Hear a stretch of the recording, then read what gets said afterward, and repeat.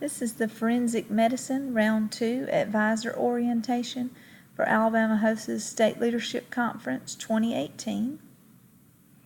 Just an overview of forensic medicine. Round 1 takes place Thursday morning at 10:30 a.m. Round 2 is Friday morning. The event manager personnel orientations begin at 8 a.m. with judge orientation at 8:20 and competitor orientation and the actual event to follow at 8:45 a.m. Please see the specific competitive event schedule for your assigned room. Be prepared to run the event. Of course, Round 1 was the test only for forensic medicine. Round 2 portion will require judges. Plan to have 2 judges, but the event can be ran with 1. Advisors will be managing the event. Event personnel may include advisors with students in the event, but the judges, of course, are the actual ones who are grading their performance.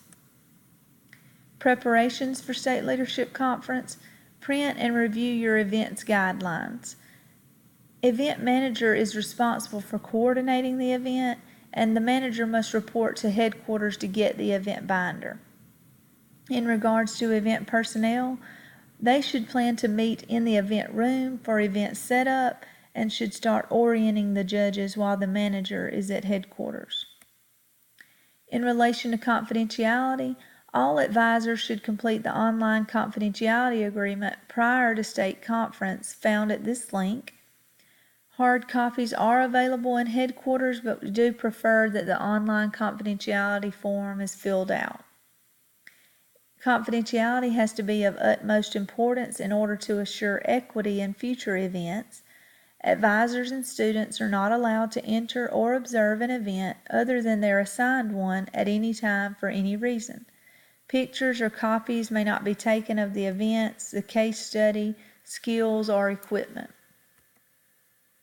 Round 2 specifics for forensic medicine. These are 2-member teams. 6 teams with the highest average score from the Round 1 test will advance to Round 2 and complete a case study related to forensic medicine. Teams will have 6 minutes to analyze the case study, which will include written information and may include physical evidence. According to the guidelines, teams will be given 36 minutes to write their conclusions when no physical evidence is there for them to evaluate. The guidelines do say that part is optional, the 36 minutes. 30 minutes if physical evidence is there. Related to orientation for the event manager and the event personnel, that's completed through watching this video. Binders should be picked up at the headquarters by the event manager. A separate binder video has already been sent out to show the sections of the binder. The manager will receive the following at headquarters: the binder with event directions, the top 6 competitor team list, the case study, judging rubrics which are in Scantron form for the judges, event survey forms, and judges' gifts. If for some reason the assigned event manager cannot attend or pick up materials, notify Dana Stringer as soon as possible. Another member of the event team will be asked to attend. It is imperative that someone be present to obtain the event materials and any additional instructions. This is the room set up for the written conclusion room. I'm showing the 6 different teams basically with 2 members per team. The event managers and event personnel need to be very familiar with the forensic medicine guidelines and follow them precisely. After picking up the event binder, a plan needs to be made of how you will orient the judges. What's the plan to get the students in the room, call the roll, orient the students? Consider how to set up the teams in the room for the case study analysis. Check the dress code. A reminder that there's no guidelines required for Round 2. Make a plan of how you'll distribute the case study, which is a secret, of course, until the event begins. Make a plan of how you will time the case study analysis and the written conclusion, and a plan to keep the judges on schedule. These are just suggestions of how to help the event flow. Suggestions include orienting the judges to the rubrics and the time limits of the event. Again, the rubric from your guidelines are in Scantron form. Make sure that the judges are familiar with the guidelines. Review the important points to be sure they understand. Go through, show them the rubrics and the Scantron, and stress consistency in judging.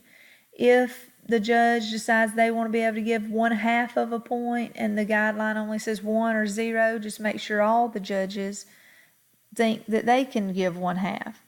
Each judge will complete their own rubric. They may come together and discuss rubric scores after all competitors have been scored.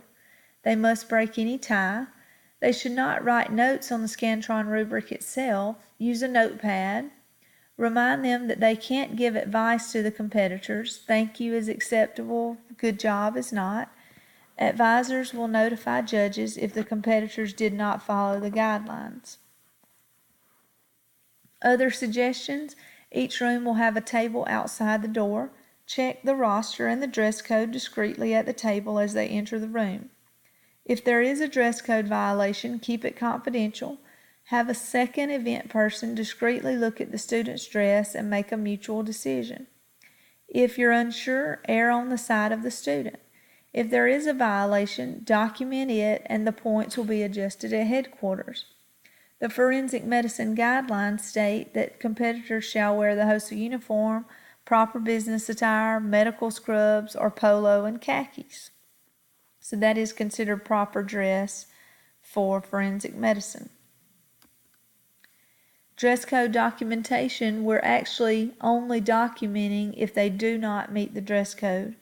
Of course, you do let them still compete. We just make a note on the roster that they did not meet the dress code. How are we going to orient competitors? These are suggestions. After the students have been checked in and are standing in the room, instruct the students to the process of the event. Instruct them about how the order or appointment time in which they will compete will be organized. Instruct them about the holding area they will use if needed. Remind the students that their team average on the test is added to the team conclusion score to determine their final score. Answer any questions at this time and remind them that the topic they will be given is a secret as far as the case study and that they should not share it. Send them to holding or instruct them to return at their appointment time. That, of course, is your decision. In case of a tie, the team with the highest test score determines the rank. Additional info: students will not know final results until the awards session. We cannot give individual students or teams suggestions for improvement. Judges can create a list of general suggestions that Dana can share with everyone after state conference. Make this list of suggestions on the event survey. Consistency makes equitable competitive events. Keep the goal in mind. Our goal is to set an example of high standards and integrity for our students while being as fair and equitable as possible. These are leadership qualities we hope to instill in all our members. Be the example. Conduct the events as you would like others to conduct events for your students. If a student has a grievance, listen carefully. If you can fix the issue, fix it if it can be fair. If you're unsure how to fix it or if it even needs to be fixed, refer to their advisor. Their advisor can bring the grievance to headquarters in a professional and confidential manner. Keep in mind that everyone is doing their best and that we are human. When the event is complete, thank the judges, provide them with a thank you card that will be found in the event binder and the gift that was given to the managers at headquarters for the judges. Gather all supplies and straighten the room. Complete the event survey. All event personnel, managers, and judges do need to complete a survey so feedback can be given. Refer to the event binder for instructions on what items should be placed in the front binder pocket. Make sure all items on the check-in sheet are accounted for. The event manager and personnel should return the binder and all supplies to headquarters. Of course, thank you. We could not make Alabama HOSA State Leadership Conference possible without you as the advisor running these events. Thank you so much.